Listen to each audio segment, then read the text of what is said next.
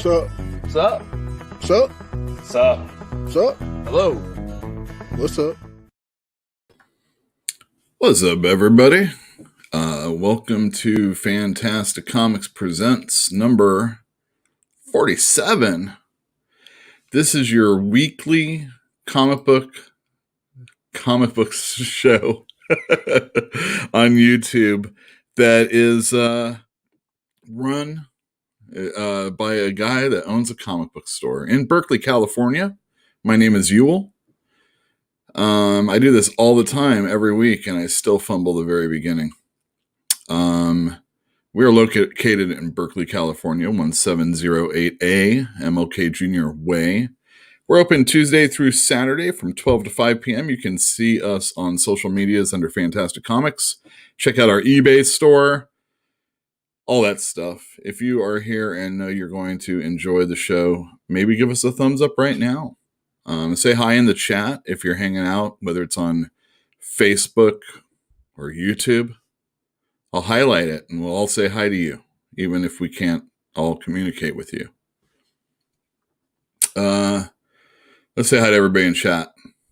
Let's see, we got Fantinium, who was here early, and Jill B. Pill, who today is, here, I'll do this, in the other room. Etienne Caruso. He likes the fancy Miami Vice tunes. And Flash Ray Videos, what's up, what's up? What's up indeed. All right, excellent. Anybody else that comes in, say hi. I am going to let everybody know about a little bit about the store and why I'm doing this at home instead of from the store. So we did not get our DC books this week. For 4 or 5 days, everything has been stuck in Independence, Kentucky. And as of today, it still says it's in transit from, Independence, Kentucky. So that's our DC order. So we didn't open the store today. I stayed home, did work here, and just took a day off basically because ultimately we're only there to, well, the shipments come to the house here. So I wanted to be here for that. And why open if that's what most people are actually coming to get? So we did not open. Also, my brother over the weekend hurt his foot. We were really scared that he may have broken it, broken his ankle or something.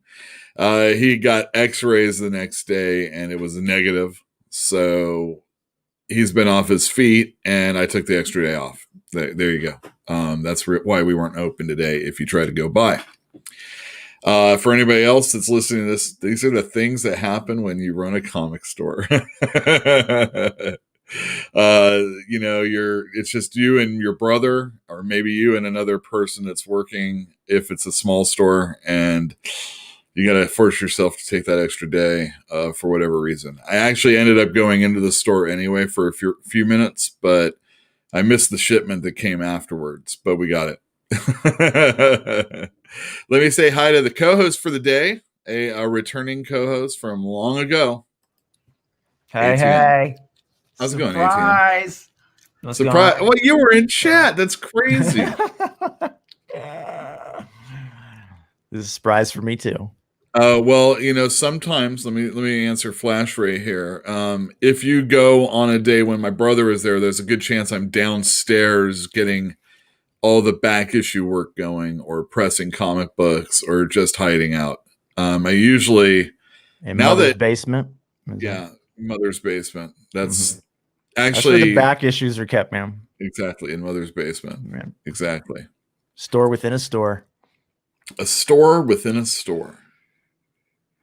All right, let's do this. All right. Hi, ATN. Hey, buddy. It's been a few weeks since you've been on. Yeah. How's it going? It's going pretty good. Been doing a lot of baking. Oh, is it baking time? Yeah, man. It's gotten cold again, so it's you can use the oven. All right. What are you baking? I made pumpkin bread recently, and I made banana bread before that, and we're going to start making regular bread soon again. Well, I say we because I talk to myself, but I'm like Gollum, maybe. I will precious baking things. 18, you don't have a roommate, right? No. And you're like holed away, and you don't go out of the house that often, right? I don't like to leave the house. Anyway. Yeah. Right. How, so this whole thing still... Hasn't bothered me at all. I don't know. No. Yeah. Hasn't bothered me at all. I mean, I'm sad.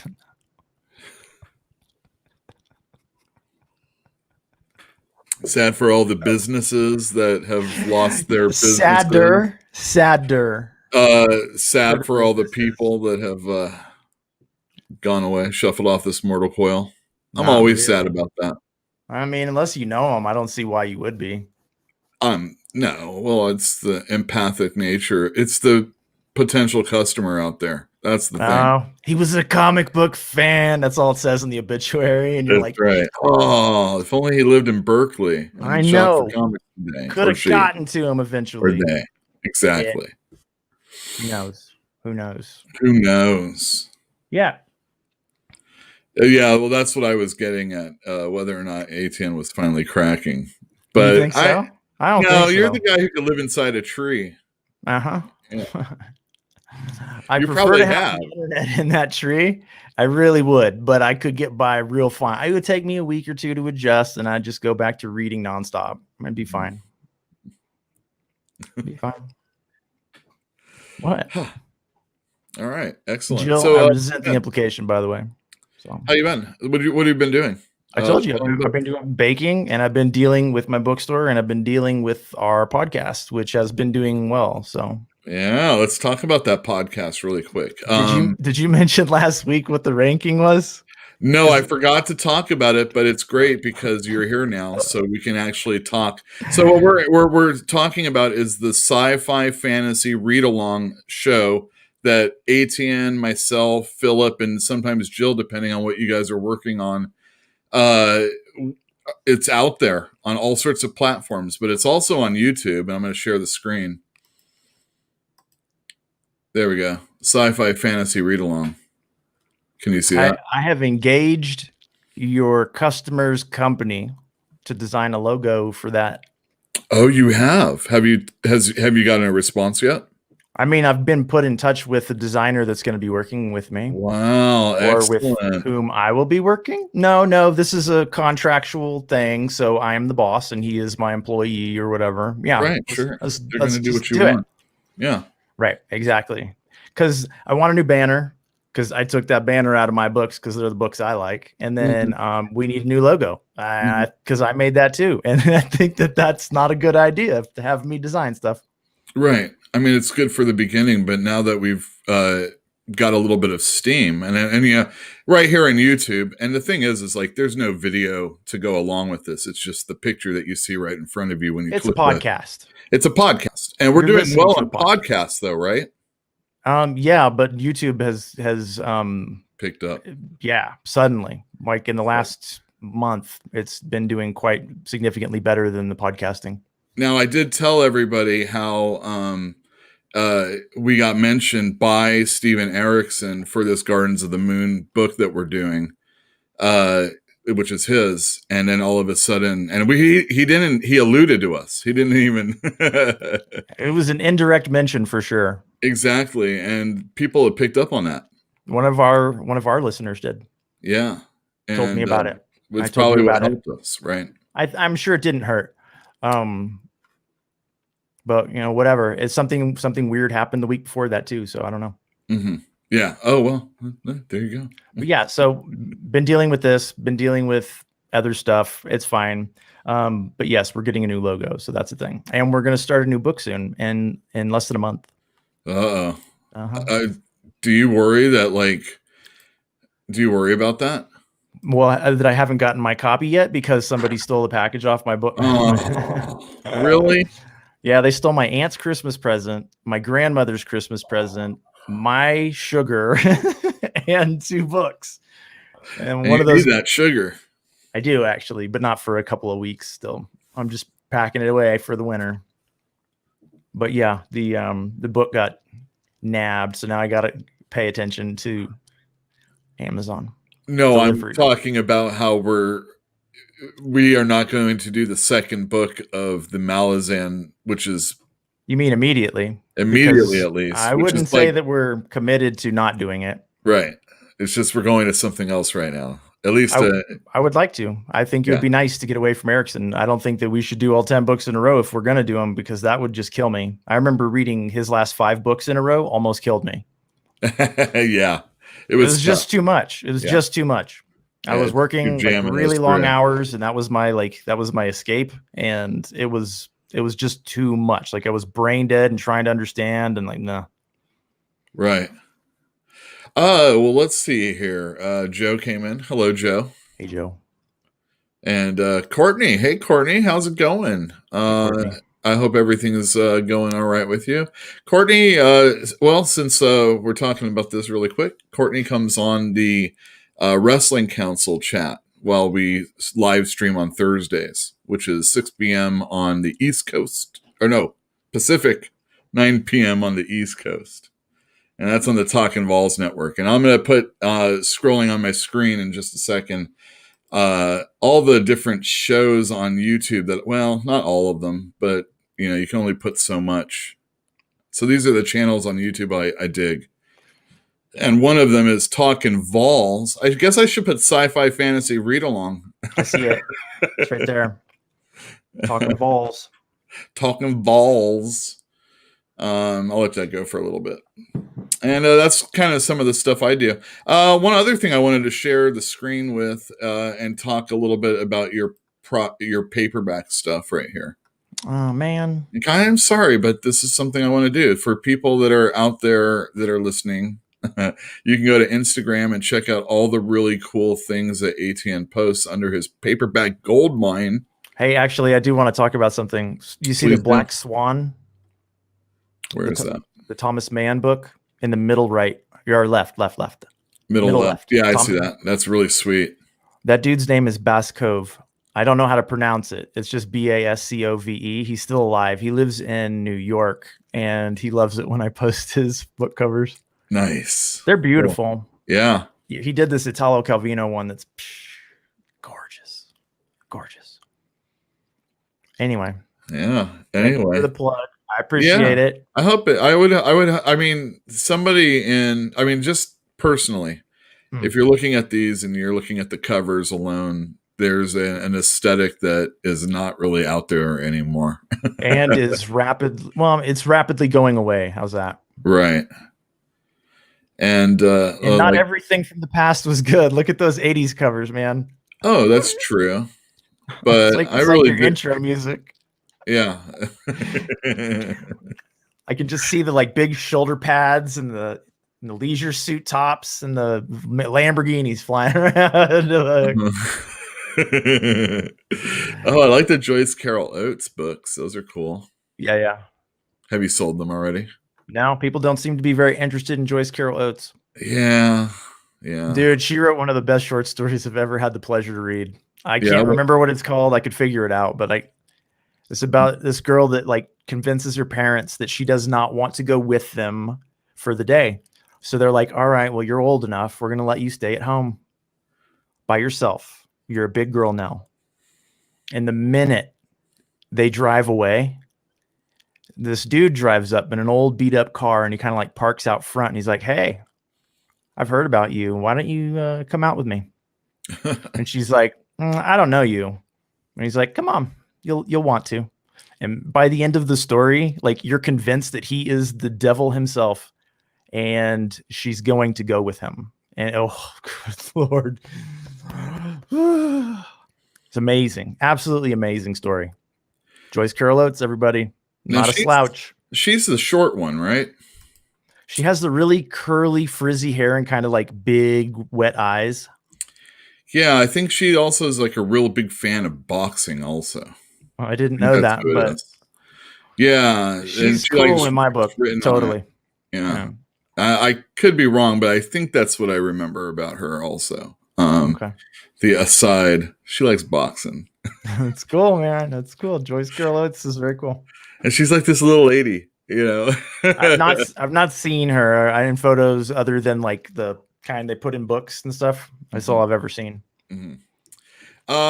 Scrolling down the screen, I would recommend checking out Comics by Perch. This guy has been doing some charts on sales of comics. So there are a lot of people that are out there talking about comic books and how certain events have sunk, the sales of comics and all that other stuff.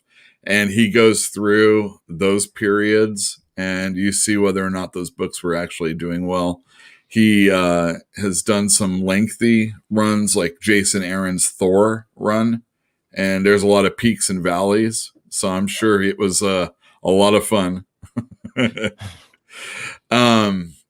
And he's going to be doing some other ones that are even more intense. So I'm looking forward to that. There you go. That's enough shilling for other people, unless it's something that's coming through my store. How's that? What is coming through your store? Or I got all sorts of comic book. Well, there's the comic books that are coming in tomorrow. Hopefully. So we have shipments delivered to our houses still, because getting them to our store has proven difficult during COVID. So for the longest time, Jeff has been getting all of them sent to his house. But recently I've been having Lunar sent here. So I don't know if actually I do, because I think he checked them in already. The stuff from Diamond is going over to my brother's house. So I know what's coming in, and I've got some pictures of some stuff that's coming in, so I can show that off also. Did I talk about my brother hurting himself? Yep. What an idiot. He stepped off the curb. He stepped off the curb and broke his ankle? Almost broke his ankle. Man, that sounds like a drunk person walking. Oh, I don't think it was that. I mean, maybe. Is he all right? Yeah, he's had some time to recuperate, and I'm not going to make him do any work really. So anything more than he's done, he doesn't have to do probably. So he'll get another few days off. But is it known fact that he's working from home doing stuff for your store?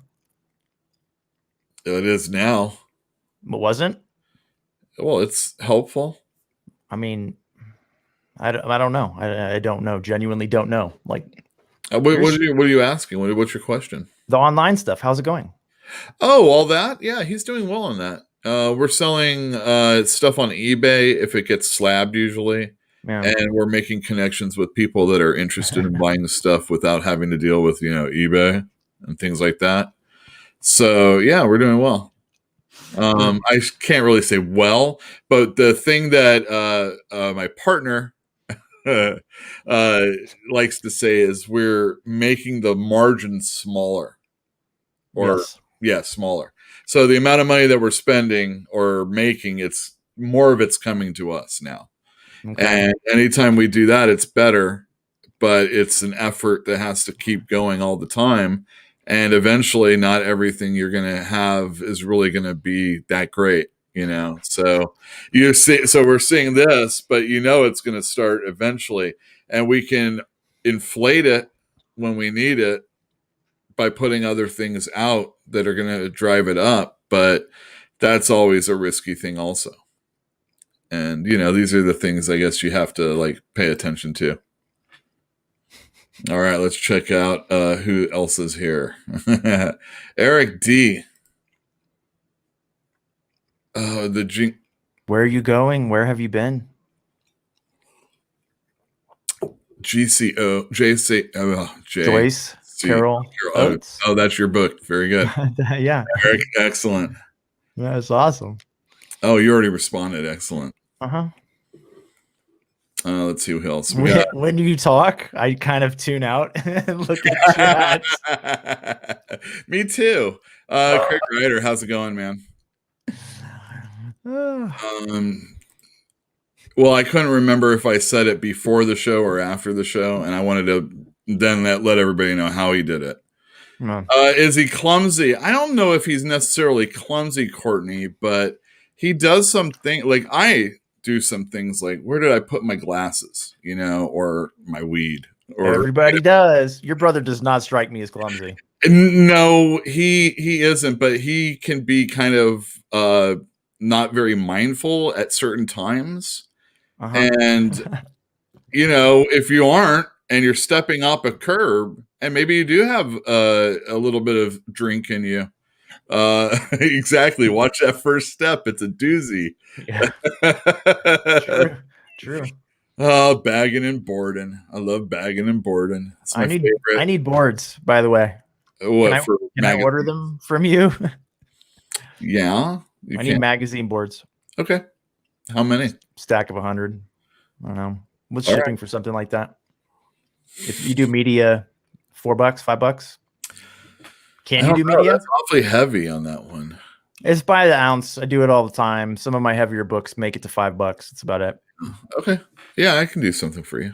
Sure. Well, we'll talk about it afterwards then. How's that? Afterwards. That's the kind of stuff we can do at the store. We ship out. And if for any reason something happens where we have to completely shut down, we're going to make sure to sell the toilet paper, like I said, and mail out comics. Definitely. Because I'm not going to let any of the shipping that's supposed to come stop, because who knows? Who knows? And then, of course, every snafu that happens, you're like, oh, do I have to worry about this going forward? And of course, it's FedEx. And they said the first thing that's leaving any of the planes, anything, and you see FedEx right in shot when they're talking about the vaccines, those are the first things out of the plane. The vaccines? Yeah. If it's somewhere, it's on the plane first, the plane's off, first thing off, when it lands. And comic books. Comic books are more time sensitive than the vaccine. You don't know. You don't understand. A new comic book has a shelf life of 48 hours. Yeah. Yeah. First 48. You should do a show on the first 48 of a comic book and mock it up just exactly like the show. I would have to order them for him, Craig. I do not have them for sale right now. But I can, when the next time we place an order, actually placing orders right now is very difficult because there is you have to wait till January to get your bags and boards from them. And that's a bummer because we need more because we're, selling these comic books online. So now we're scrambling. Now is a rough time anyway, just because of the holidays. And because of COVID.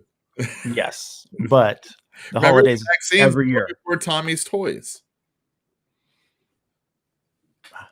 Or Timmy? I don't know. Who's Timmy?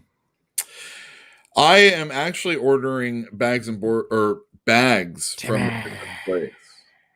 You are. and we're gonna see how those go. So Okay. hopefully, so Might we're experiment. yeah, Is that what this you're is the saying? experiment. It's All right.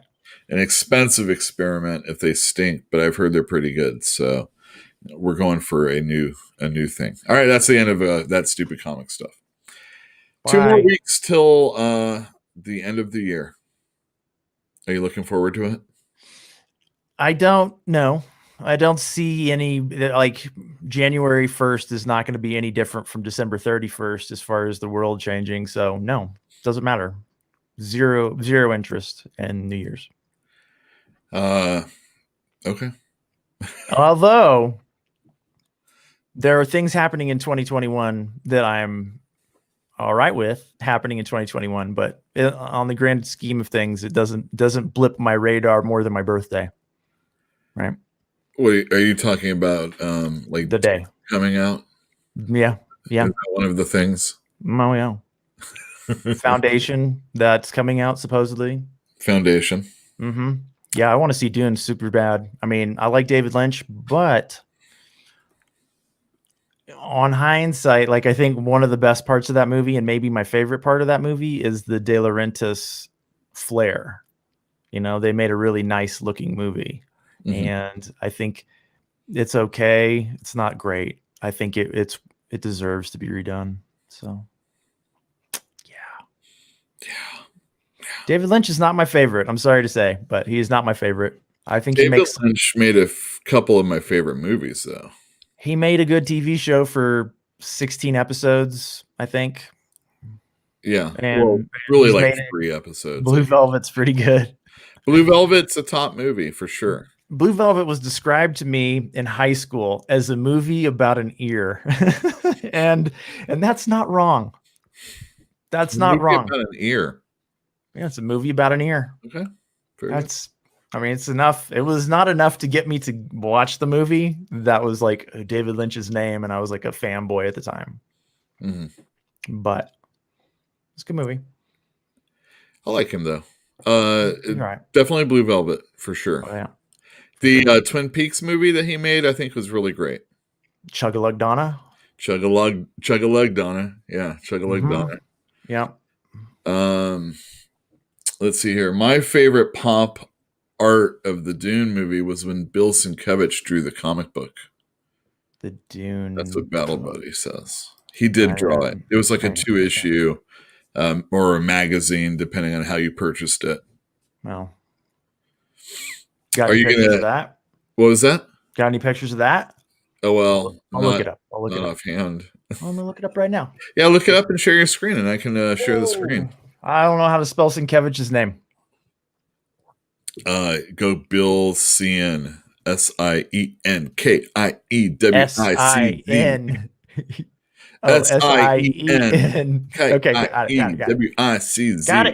it. I've written it a lot of times in my life. 3 issues, Craig says. It was 3 issues. Okay. Yeah, I'm looking at it. And he's got the set on eBay. Do I just look under Craig Ryder? Official comic book paperback cover. Cool. These guys are talking about the swine flu and vaccinations and stuff like that. That's all right. I don't think I'm gonna run to go get it, but I also don't think I'm gonna be able to get in that line to do so anyway. What line?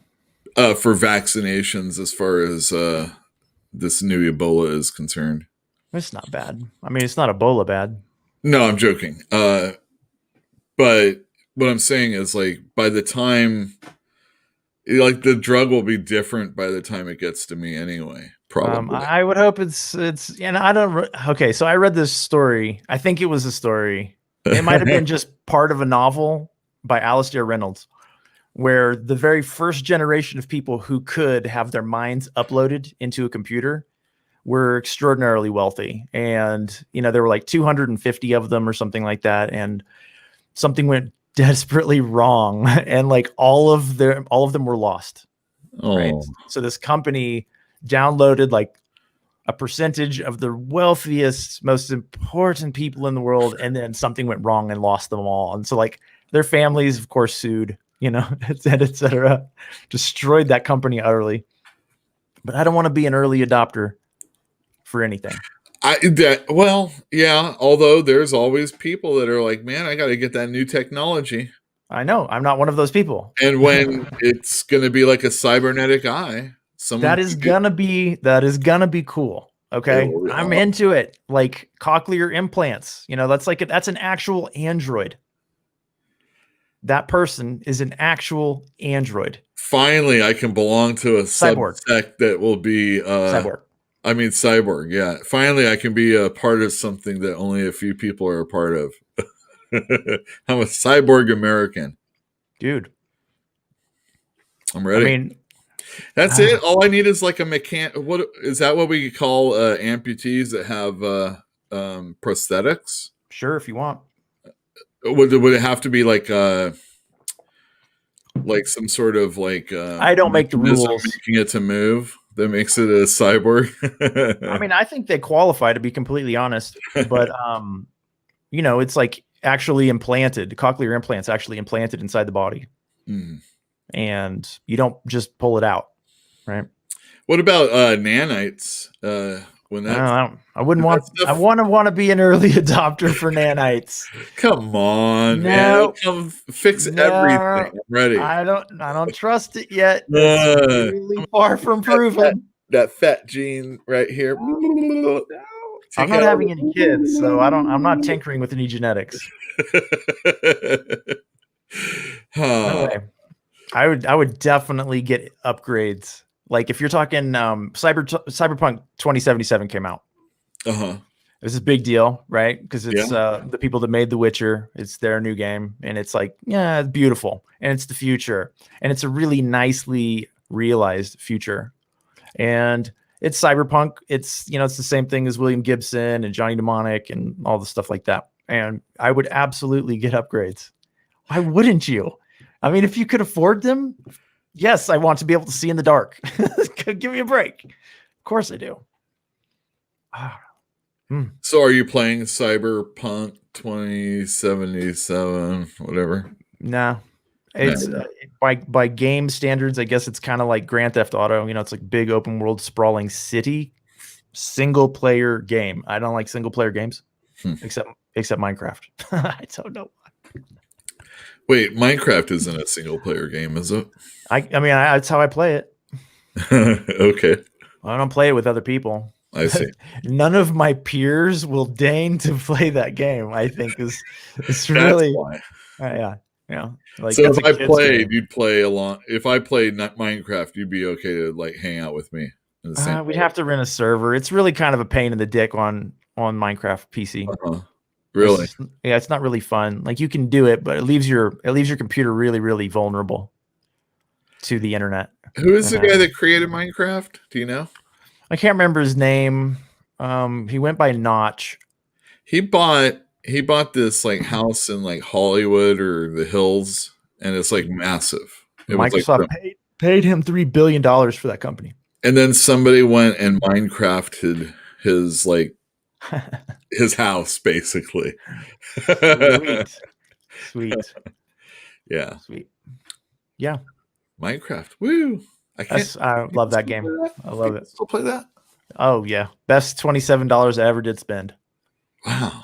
Definitely. Put more hours into that game than any other game. Other than D&D, which Dungeons and Dragons. If you put a weekend, and I mean like a hefty junior high, a lot of free time weekend in once a month for 2 years, you get a lot of hours in. If you do it every week for 2 years, you get 4 times as many hours, to be specific, or close to it, 4.33. So right. I played a lot of D&D. That game's fun. Yeah. It's very popular right now. There's a lot of people out there on the YouTube, and they're like, I remember when I was looking for podcasts that would just talk about Dungeons and Dragons. It's kind of striking some of the nuts and bolts, because I'm not very good when I'm trying to comprehend all the rules and everything. Yeah. And it helps to hear other people talking about, sometimes just like the philosophy of how you run a game and things like that. And you had to really search those out and find a good one. And now, just like comic book YouTube, woo! It's this is a hard. I mean, we've been doing it, you and I, and then me and my brother, many years before this, have been doing like a YouTube comic book something show. Even though this episode really isn't that much, and I'm sure future ones are going to be even less so. I watched one of our old ones yesterday. What was that? I watched one of the old ones yesterday. Oh, yeah? One of our old ones. It was the one with the Spy Seal cover. Oh, yeah. Remember that comic? Yeah, Spy Seal. Dude, good looking book. Rich Tommaso, I think his name is, off the top of my head. I think you're right. Yeah, he's good. He's done all sorts of stuff, and it's usually like a kind of noir, although this was kind of like Tintin, but anthropomorphic, and it was pretty sweet. Yeah, it was beautiful. Yeah. Beautiful. Yeah, those were good. Boogie, who is on Talking Vols' network and is on the Wrestling Council with me, he says that the ones that you directed and put all the shots up and everything, those were our best ones. They took forever. I told him that too. But those were good. Those were fun. But we spent really crazy mornings sometimes trying to like just jam what I was trying to think, what I was thinking out. I wonder, like 30-second spots, I wonder if you recreated one of those now, like if you did one of those now, if it would be easy.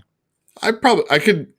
I don't know. Doing that back then really helped me. Like if somebody interviewed me, I can just talk. You've been in front of a camera, for a lot of hours now. Yeah. I mean, I'm still trying to put my personality of how you get, when you're in the store, what you're going to hear from me, or how you're going to hear it, kind of be like the laid back guy I am. Yeah, that guy. I know him. Also laid back. This is a good persona, though, definitely. So Fantinuum, tomorrow you probably do not want to come in if you're only looking for DC Comics, just to let you know. That might be a waste of your time. Don't do that, because that's precious commodity. Well, there's going to be some other books. I have in my hot little hands right here the next 2 issues of Copra. Oh yeah, I ordered them. Those Image issues?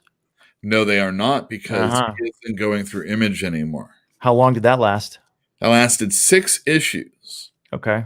And in the 38th issue, he has a letters page at the end. Right here. Letters page. Yep.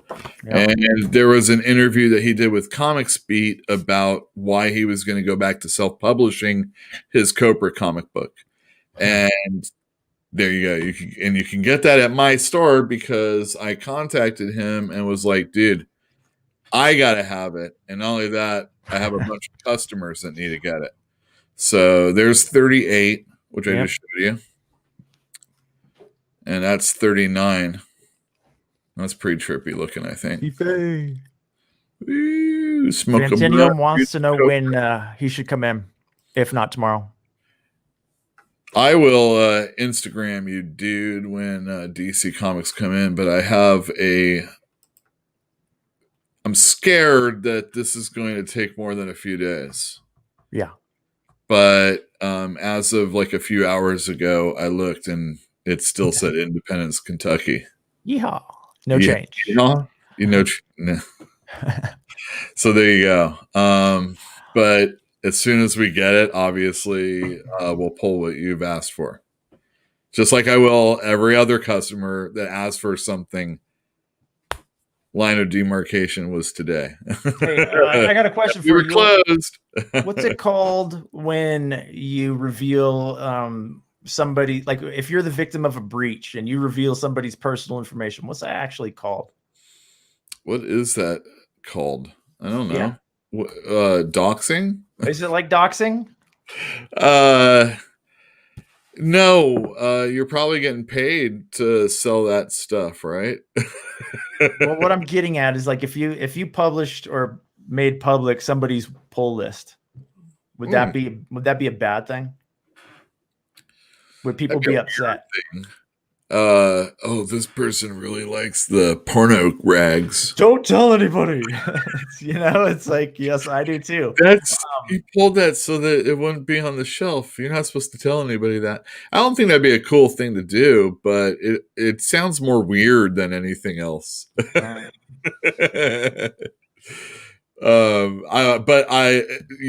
has been a long and hard rule at Fantastic Comics. We do not give your pull list to anybody.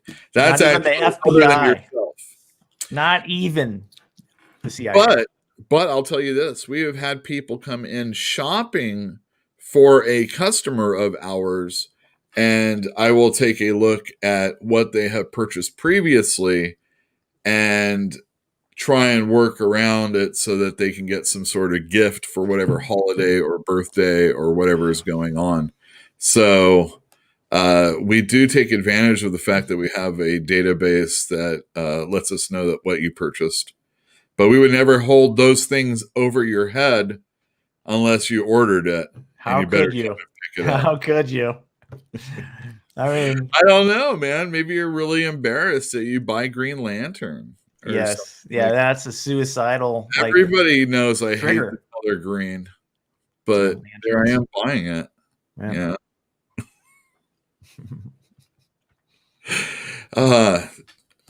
Never read it. Never read the Green Lantern, man. Never read a Green Lantern. So you're excited for Dune. You're excited for Foundation, which is the next book that we're doing for the sci-fi fantasy read along.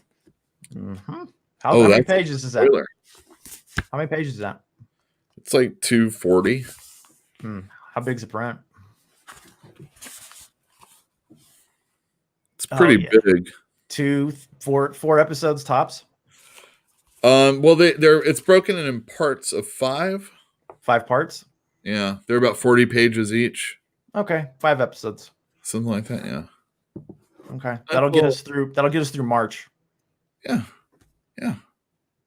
So that's a little business of sci-fi fantasy read along for y'all out there. A little spoiler. I wonder how many Green Lantern crossovers is are. awesome. I agree. Prove it. Green Lantern is going to be written by a guy named Jeffrey Thorne coming up, and supposedly he hates Hal Jordan. That's a great choice. It's going to be about John Stewart, the comedian. No, he is the Lantern of Color, which is stupid because lanterns are all over the freaking galaxy. So like every other one is of color and of tentacles or flippers or whatever they may be. Yeah, this is Earth, protoplasm, man. On Earth, it's been a long run of white guys. On Earth, though, he's a black dude. African American for sure.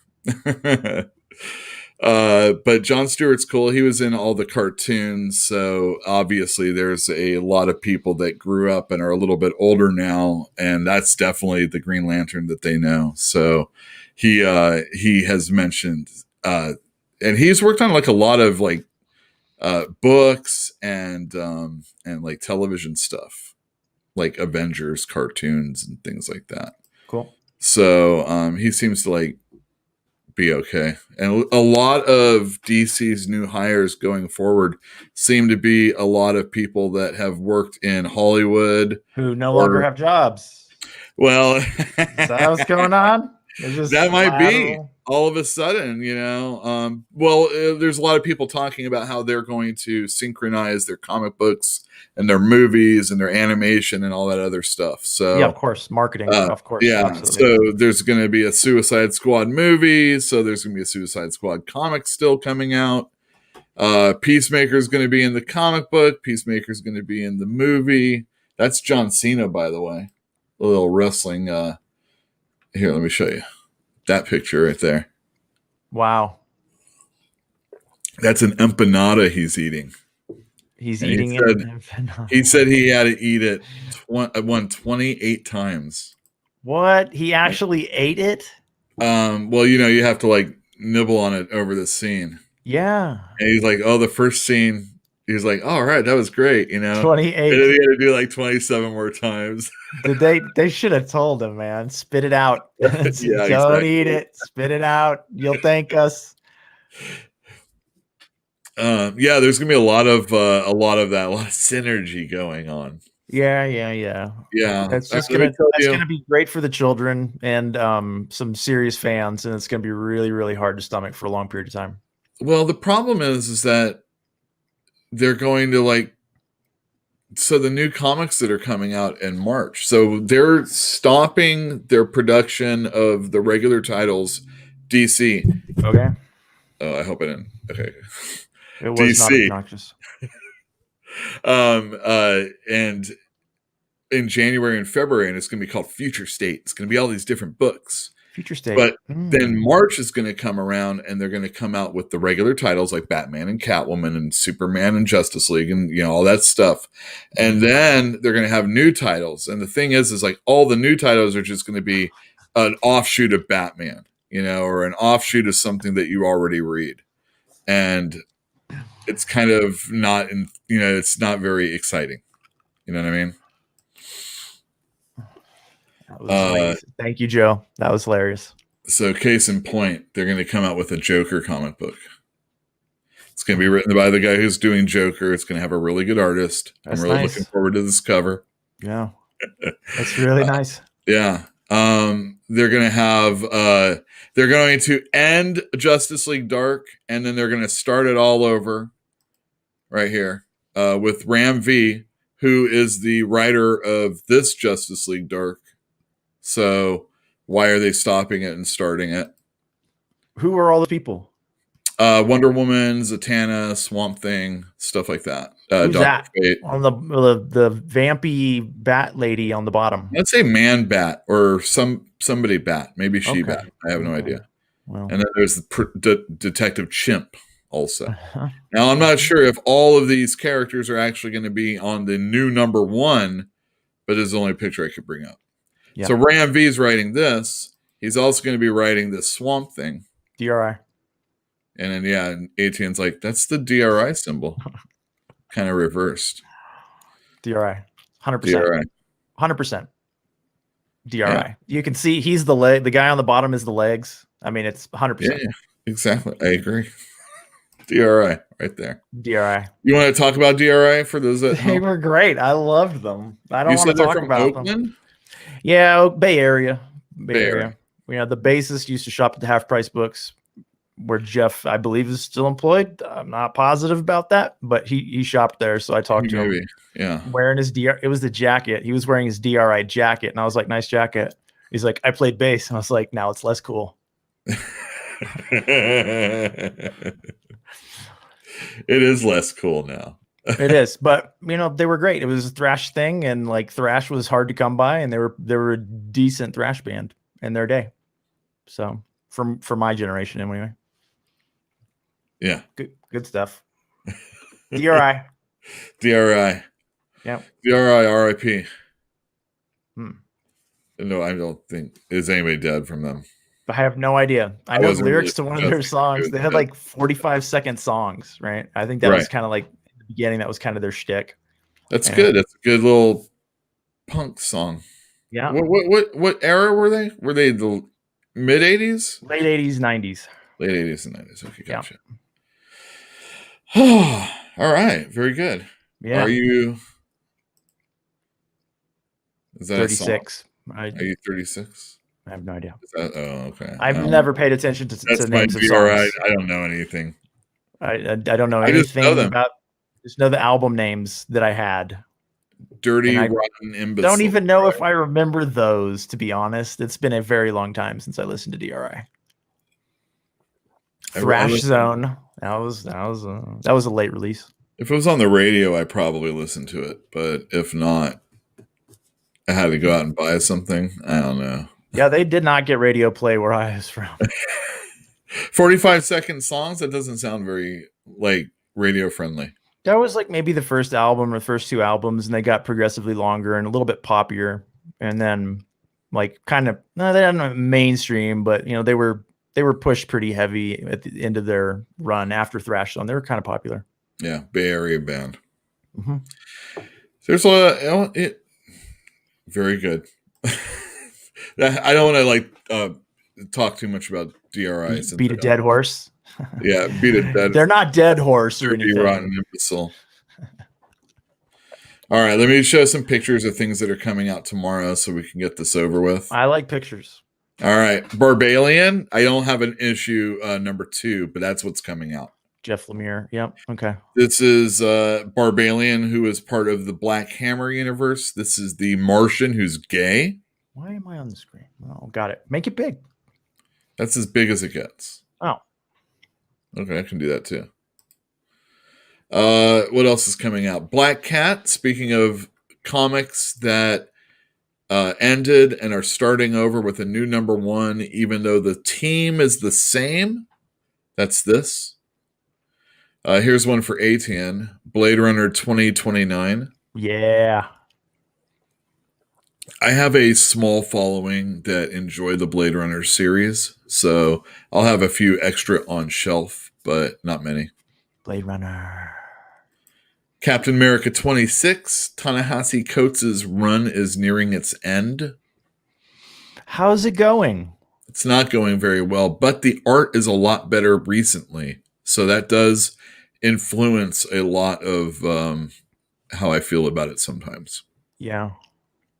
Sorry, it's a comic book, and if the art is lackluster or just trust exciting, me. Yeah, I get it.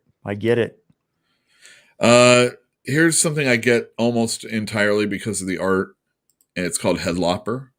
Mm-hmm. It's by Andrew McLean, and if you want to see you can follow him on Instagram if you want to see what he really does. This is just a cover that he did, but his insides are pretty cool, and it is this kind of like Cartoon Network style, but it's better than that. So I might be doing it a disservice. Well, I mean, people will decide for themselves. Yeah. Heavy Metal number 302. Heavy Metal was being edited by Grant Morrison, and now I think it's Tim Seeley, who did Hack Slash and a bunch of stuff like Nightwing for DC.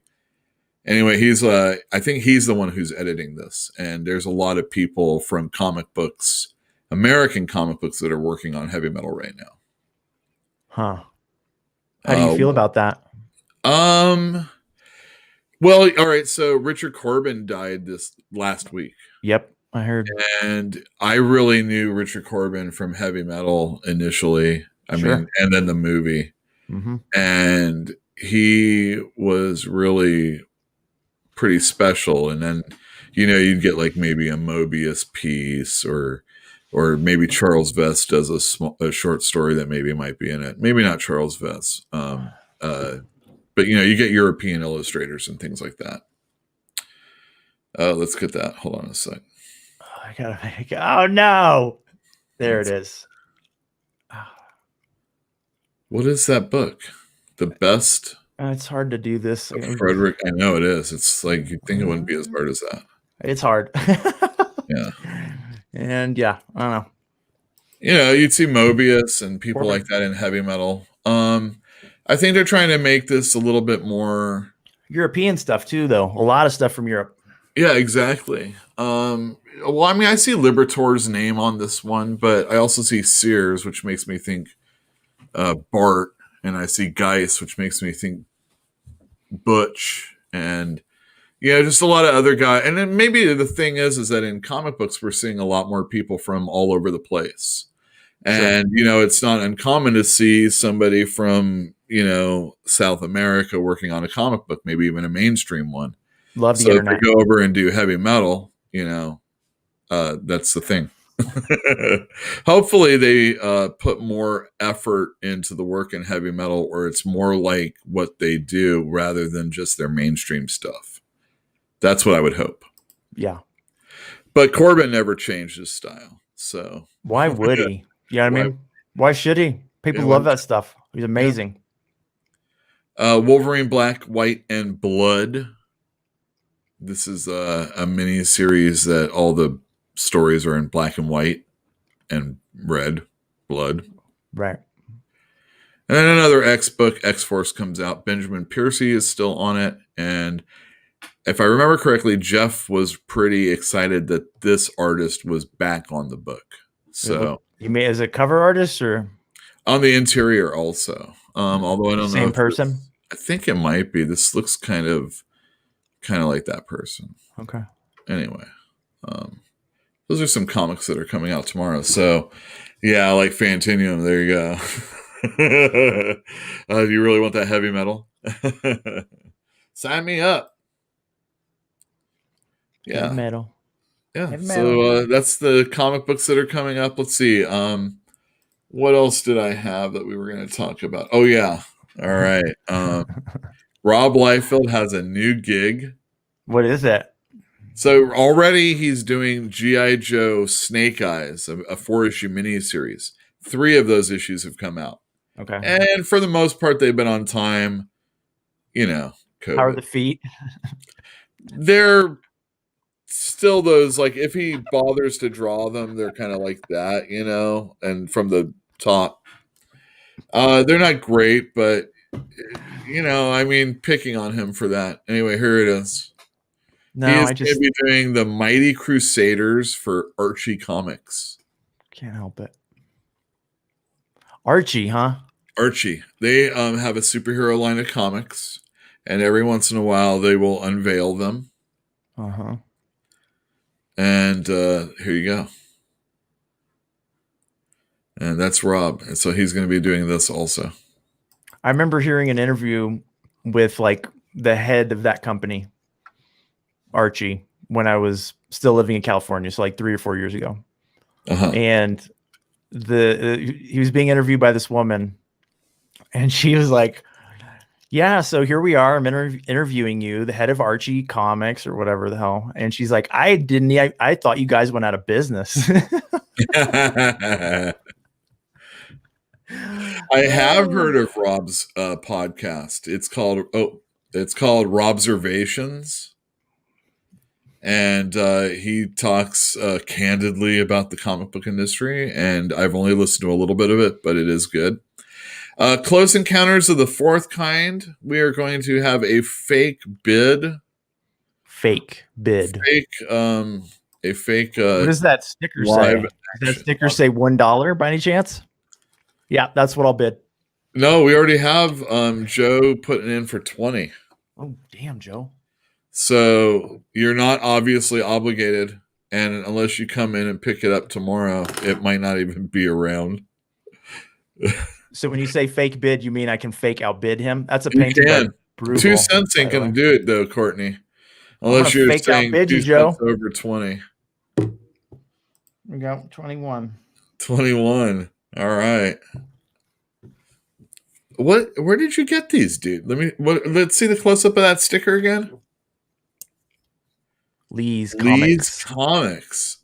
And I went in there one time, and I never went back. I don't know why. All right, what's the other book now?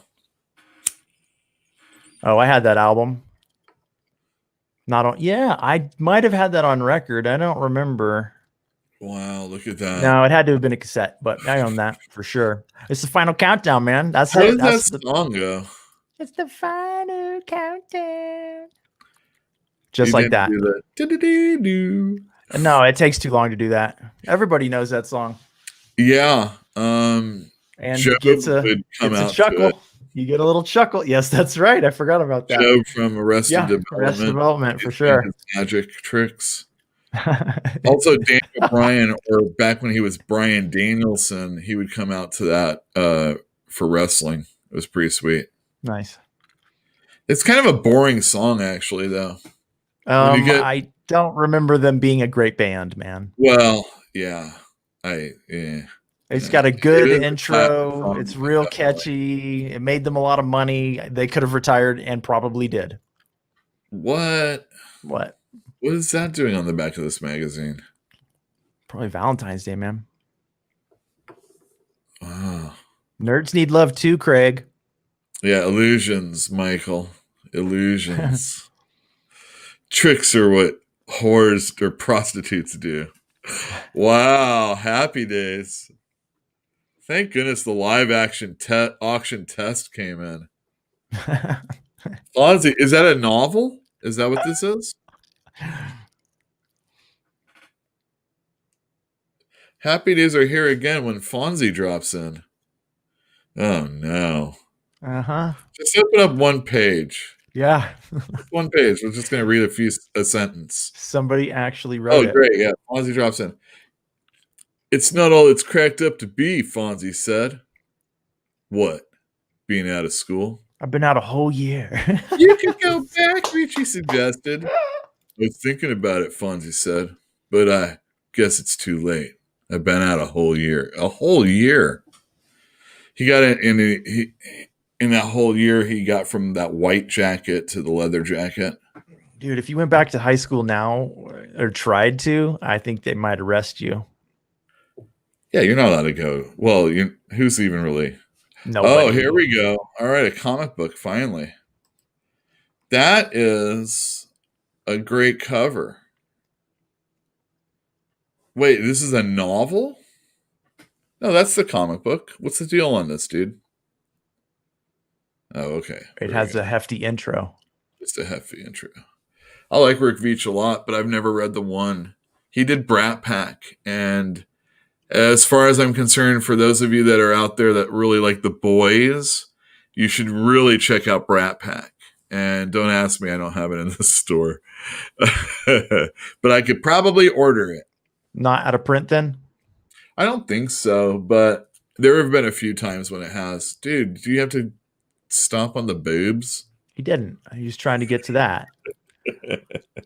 And besides, they're just drawings. You know what I mean? They're just drawings.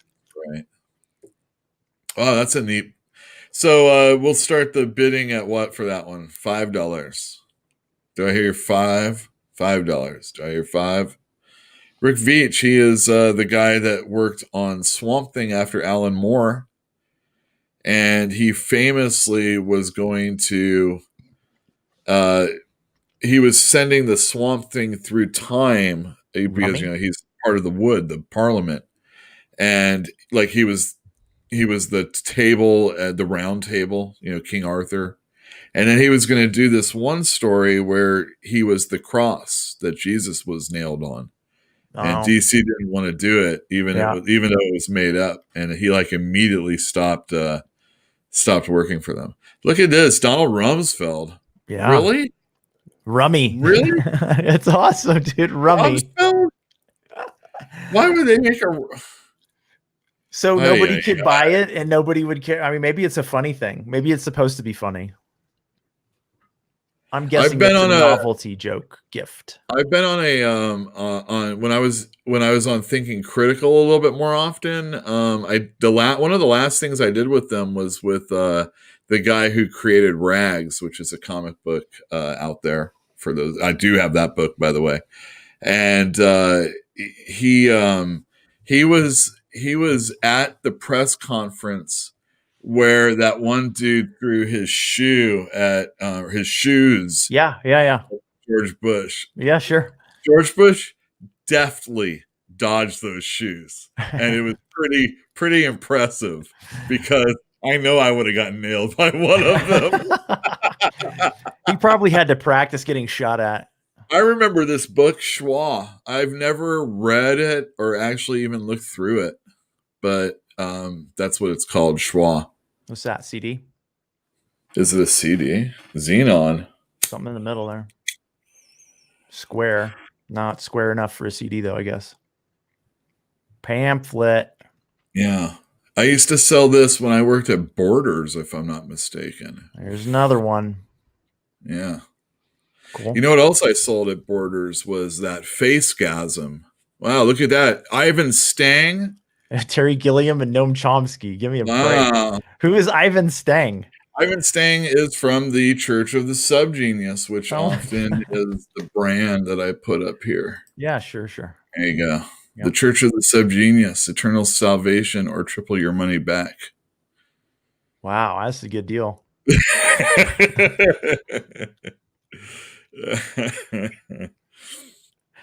Oh my gosh.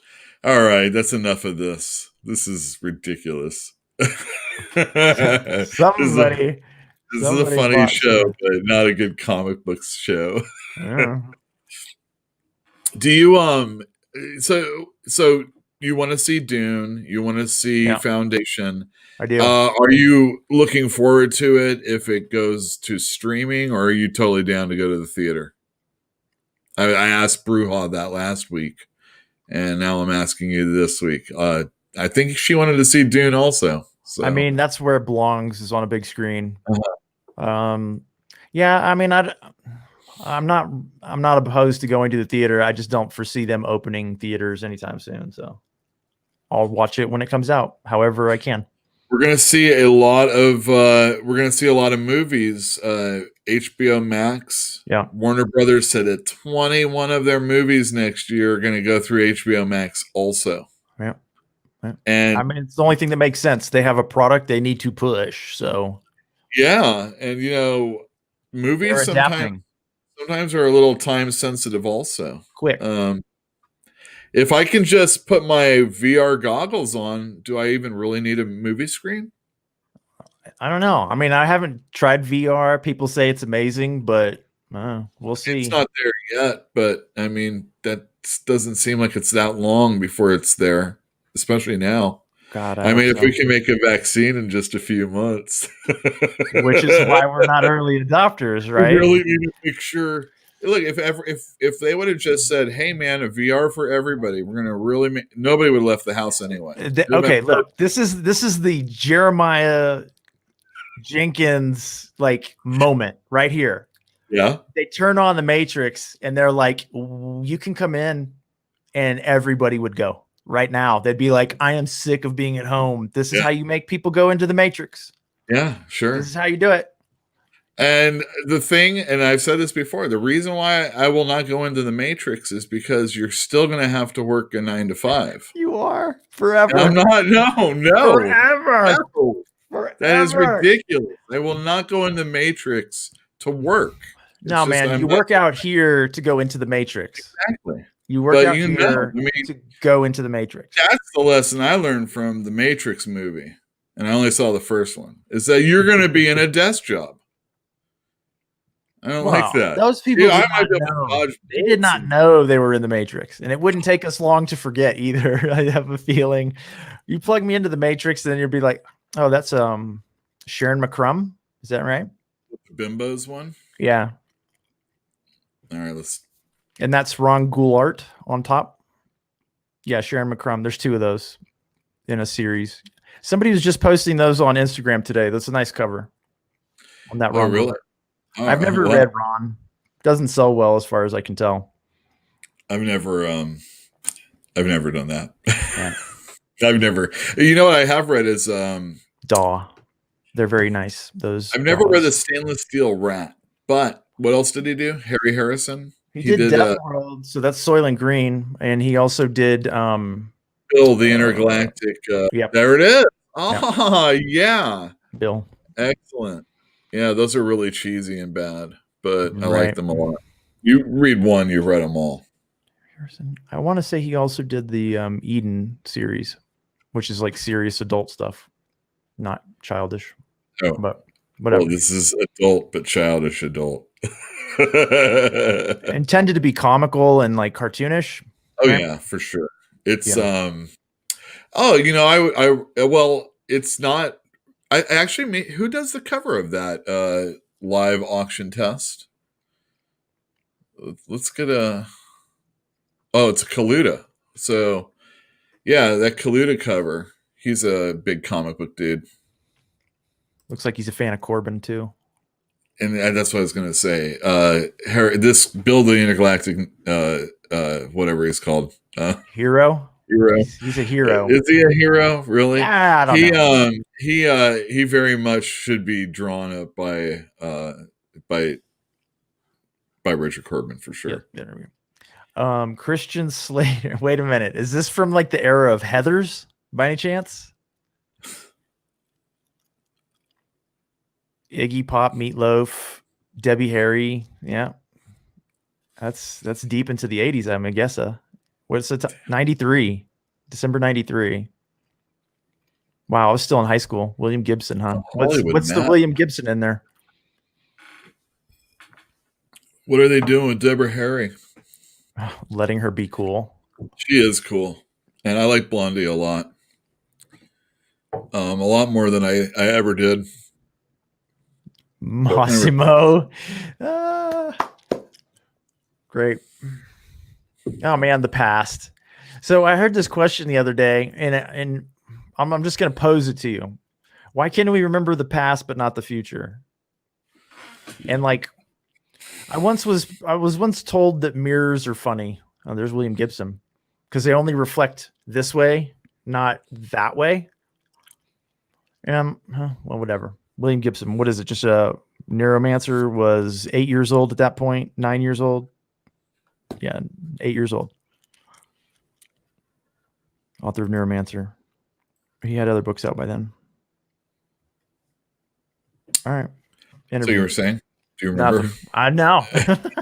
Got distracted by the interview with William Gibson.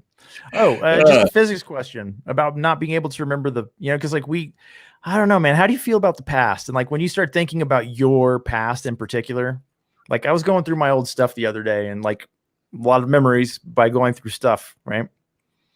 But that was a long time ago.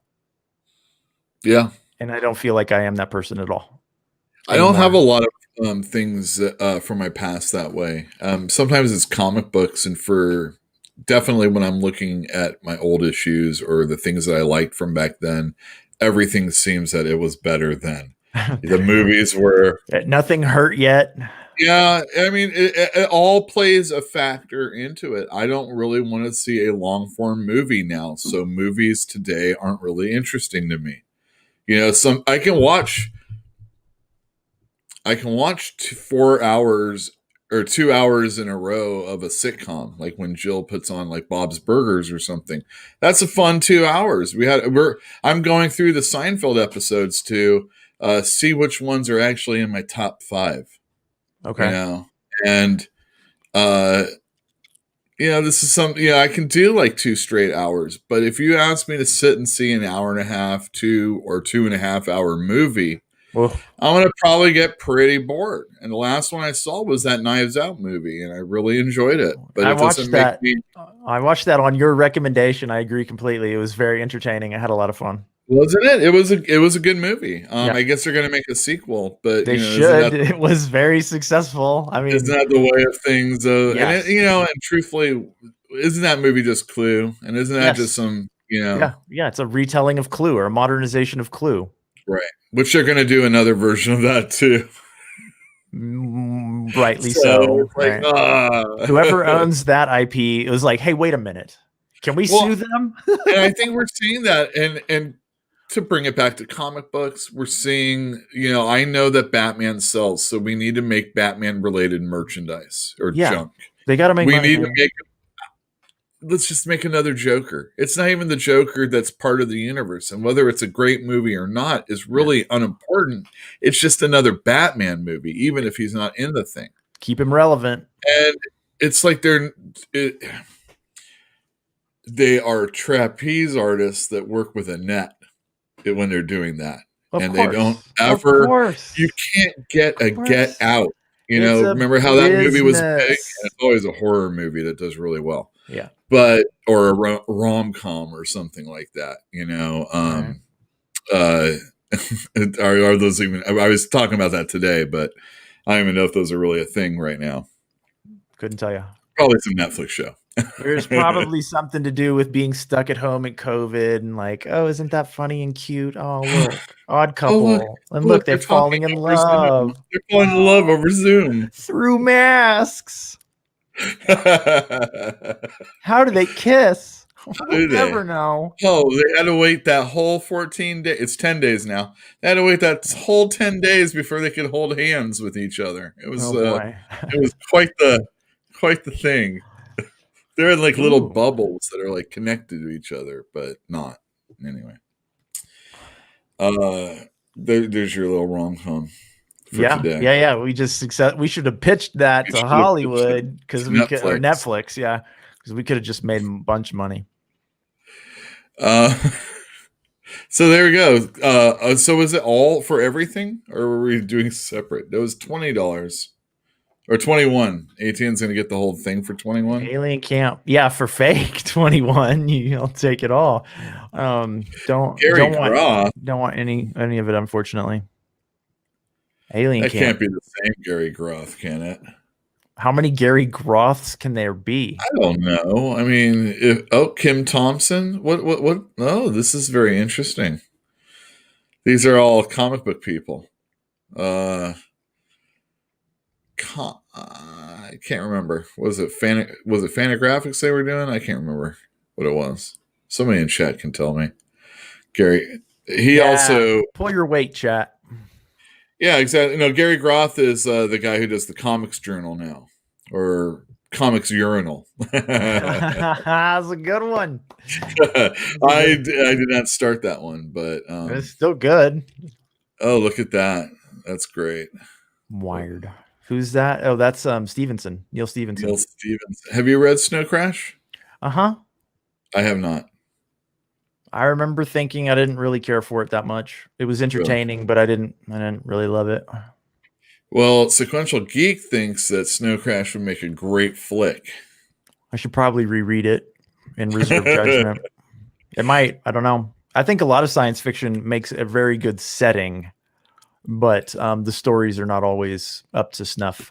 Sequential Geek, the guy, the live auction guy, would love for us to do a real auction. Real auction. Well, we'd have to really talk about these books. You know what I mean, Harry? Well, yeah. So think about a comic book, okay, and then he brings one up, and he'll have the price there, and I will talk it up. These are the kinds of things that I can do that that might excite you about the piece of that is laid before you. This issue of Marvel 2-in-1 is very important because of this. It's actually my favorite issue because of this. And you can tell that Blankety Blank worked on it because that's the only person that worked on it for 50 straight issues. And look how he mimics this person, but not so well that it really looks that great. All right, so Neil Stevenson loved it. ATN loved it. I hear a lot of people do, and I will probably just reread it someday because I was pretty young when I read it. Rassler bids 50 quatlus. What are those worth? I don't think it's more than $21. All right, so yeah, that's the concept here.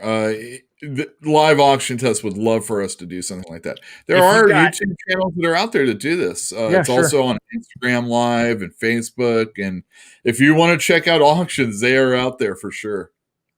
You don't have to do eBay, and then it's because the real action. Where's the real action right now? Where is the real action? Yeah, where's the real action? It's usually I don't know. So there's a guy who does it called I Love Comics. That's the channel's name. And I think every Monday. I don't know when. They're on East Coast time too. And they do it for like 5 straight hours. And it'll usually be like a theme thing or just a bunch of crap. Kind of like this right here. That's worth a lot of money. Mirror Shades is? Mirror Shades is worth a lot of money. All right. Like that how much? Probably $50. How much? 50? Probably. So if anyone wants to get that for $50, you can contact the store. You should look it up if you're going to sell it. And if not, talk to me. I'll buy it. All right. Do you want the bill also? Oh, it's worth a lot of money. And it's got good stuff in it. That's why it's worth a lot of money. I always get... All right, so Fantinium says, I've never... Oh, wait, or even better. Joe says, I bought 90% of my books from YouTube auctions the past 2 years. Joe is on Instagram, I do believe, and you post. Do you post the books that you buy? Asking Joe. I'm asking Joe, and then Fantinium says I've never done an auction before, and a lot of times it takes me a long time to actually get up the courage to do the bid whether it's like on a Facebook auction Yeah. or just like talk to people in chat, because, you know, you say one stupid thing and invariably I'm going to say something stupid, and I'm not like, you know, not horrible or anything, just ignorant or just not paying attention to something that was already said. And for me, somehow doing it not face to face is more embarrassing than actually screwing up live in person. So like it prevents me from doing things electronically sometimes. I don't know how you feel about that, ATN. Are you nervous? I don't want to get on that message board. I don't want to collect stuff enough to do anything live like that. Just posting on Instagram sometimes, or at least it used to be. It took me a long time to actually do that. Very good distance. Like, I don't want people contacting me there, right? Right. I want them to contact my bookstore. Like, I don't want my personality on the internet very much. As little as possible. This is honestly. it. This is the podcast. Yeah. I mean, that's why the podcast isn't called my name, you know? Like, I don't... What good comes of it? Do you know what I mean? Seriously, what good will come of it? I don't know. Someone will find out about the show, your podcast. Not really what I mean. You sometimes have to get it out there. I think you I don't know, that interface between like reality and the internet and like how you feel about your life on the internet. I don't want that to have any bearing on how I feel. Like none.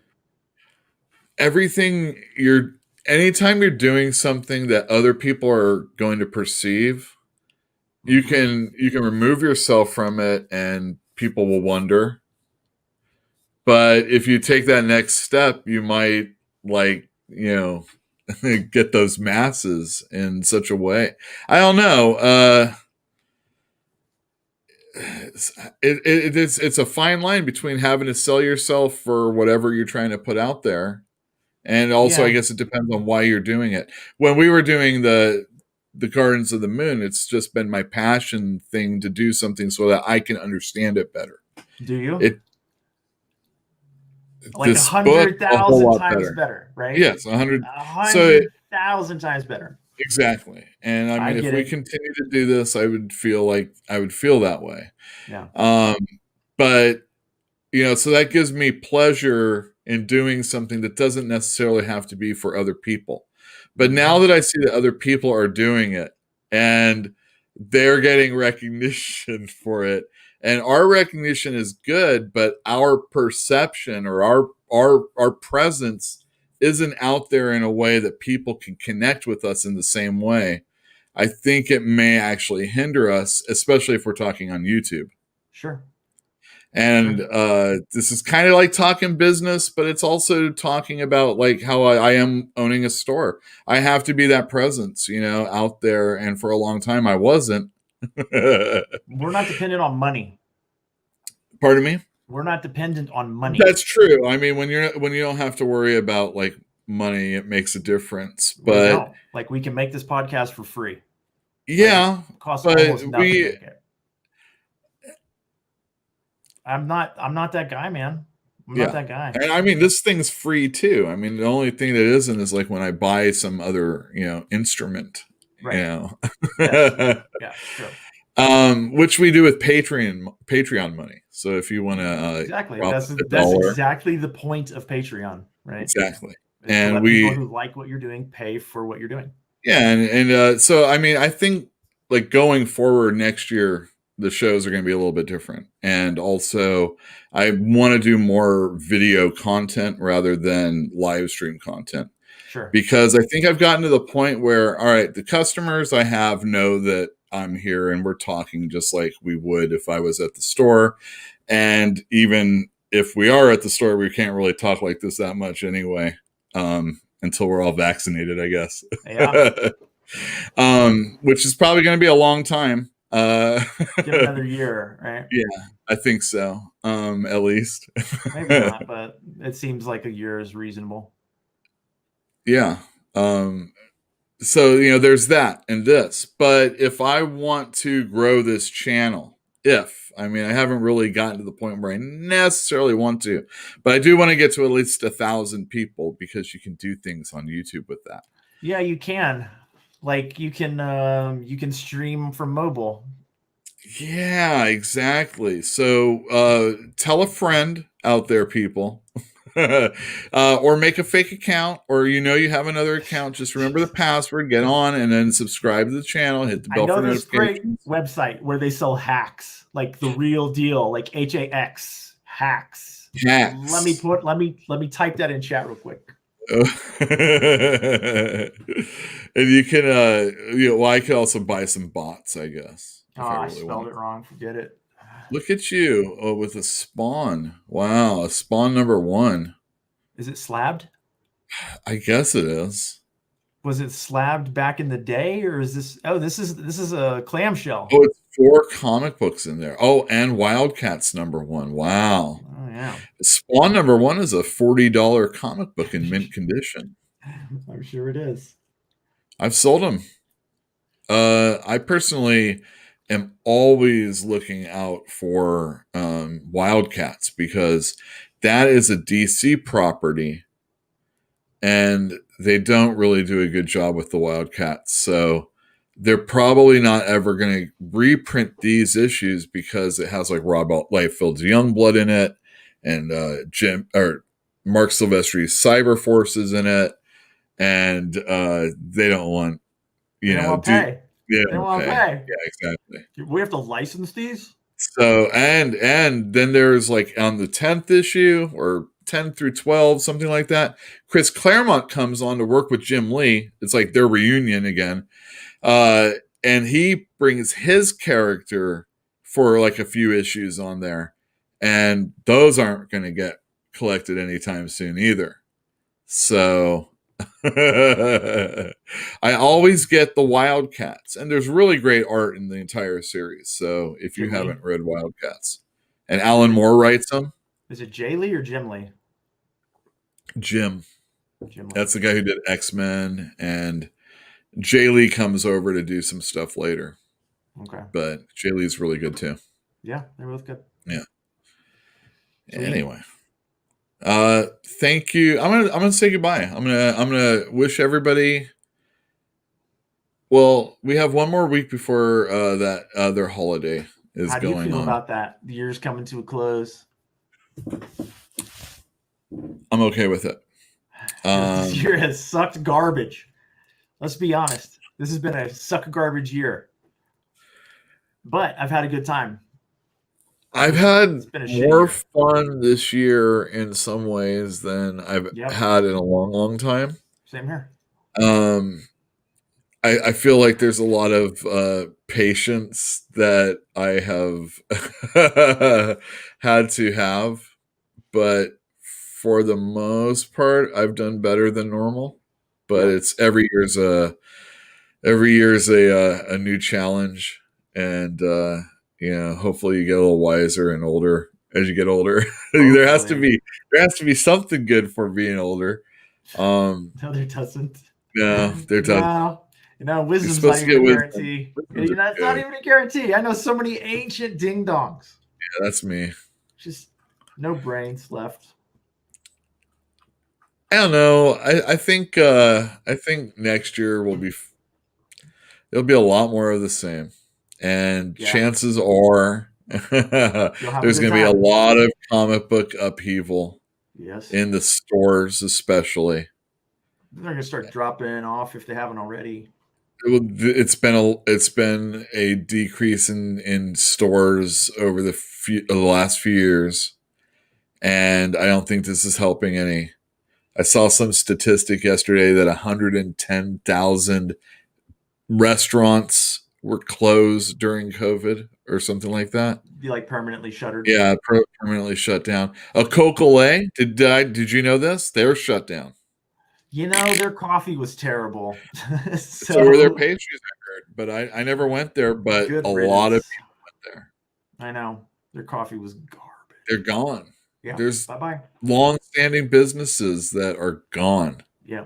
And I'm sure, the people that owned them might have been previously already probably 1 foot out the door, but this didn't help it. Razor thin margins, like you were talking about earlier, and then they get hit with something like this, and they just can't afford it anymore. Hey, is that a Wilford Brimley record or a Wilford Brimley calendar?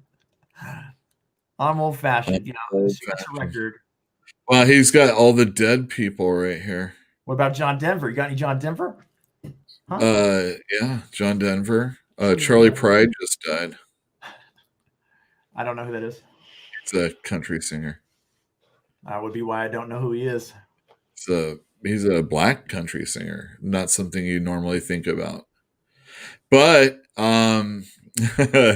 that's not. I mean, never mind. I'm not going to get into a whole country music rant. It's something I learned on NPR, though. Now is not the time, right? It has roots in, like, obviously the old black gospel music and stuff like that. It all came from. Yeah.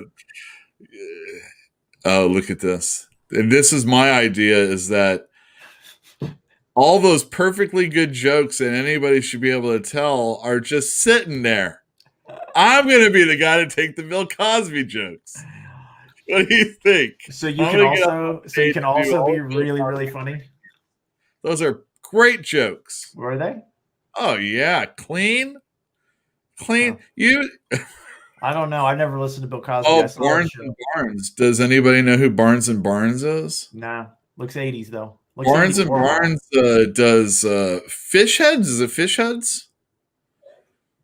And stuff like that. Fish heads. Fish heads. Roly-poly fish heads. Eat them up yum. Okay. You know that? No. Wait, you don't know that?